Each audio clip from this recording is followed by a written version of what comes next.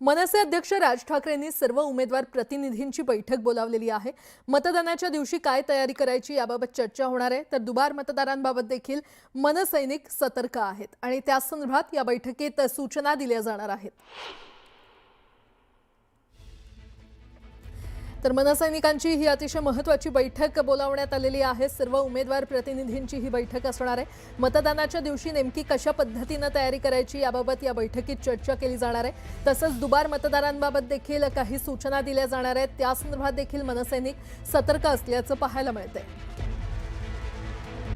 नेते अमित ठाकरे यांनी एका व्हिडिओच्या माध्यमातून मुख्यमंत्री देवेंद्र फडणवीस आणि राज्य सरकारवर प्रश्नांची सरबत्ती केली आहे। मुंबई आणि महाराष्ट्रातील ज्वलंत प्रश्नांवर त्यांनी एका सर्वसामान्य मुंबईकर म्हणून मुख्यमंत्र्यांना प्रश्न विचारले।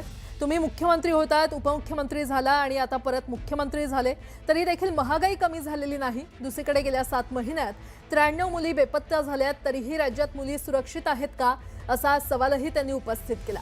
शाळा आणि महाविद्यालयाच्या परिसरात ड्रग्ज विक्री खुलेआम सुरू आहे, ते तुम्हाला दिसत नाही का असा सवालही त्यांनी उपस्थित केला।